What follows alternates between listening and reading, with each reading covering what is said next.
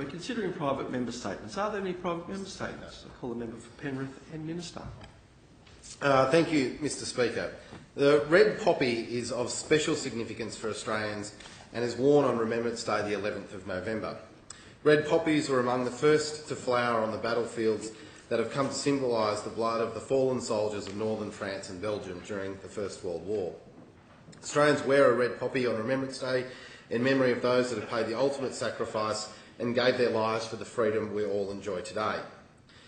Mr Speaker, the vision of two Penrith brothers, Owen and Martin Rogers, as part of the Remember a Soldier organisation, was to plant a field of poppies to commemorate the lives of over 102,000 Australian soldiers, sailors, airmen involved in conflicts from Sudan in 1885 to present-day Afghanistan who have paid that ultimate sacrifice.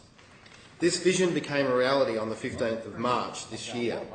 The first of the 102,804 poppies was planted in the Judges Park in Penrith. The ensuing days saw a team of over 700 volunteers join forces to plant all of the remaining poppies. The poppies formed the shape of a giant poppy, covering an area of more than 2,000 square metres. It was designed by a local school student from St Dominic's. Anyone who saw the images of Poppy Park taken from the sky would agree that it looked truly extraordinary. Each of the 102,804 poppies featured the individual soldiers' names and the details of their war service and the date of their death. The Poppy Park Committee invited all Australians to participate in remembering a fallen soldier by purchasing a poppy to ensure that every soldier, sailor and airman is remembered for their service to our country.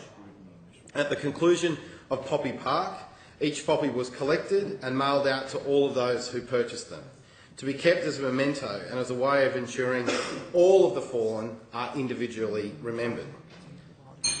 Mr Speaker, I attended Poppy Park on numerous occasions, but I was honoured to be there at the official opening of Poppy Park on the 21st of March.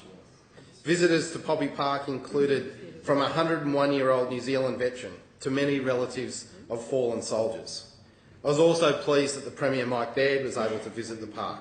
I understand the Governor of New South Wales has visited and many other people have been through what is truly a magnificent statement of the commitment of people to our country.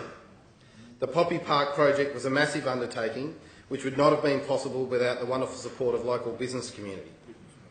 I would particularly like to acknowledge Nigel McKinley from Up Higher and the Jamison Town for his boom lift that allowed people to get up above the park and see it from their air. Chris Wiley from Built Carpentry and Maintenance for building the centrepiece and the stairs to the viewing platform. P&C Signage for donating the commemorative plaque. Westfield Penrith for the free use of their centre stage.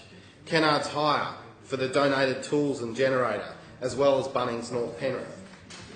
The P and Legacy were outstanding providing their support, and the Penrith City Council's Parks team deserve a special thanks for their daily watering and clearance and park care over the life of the park.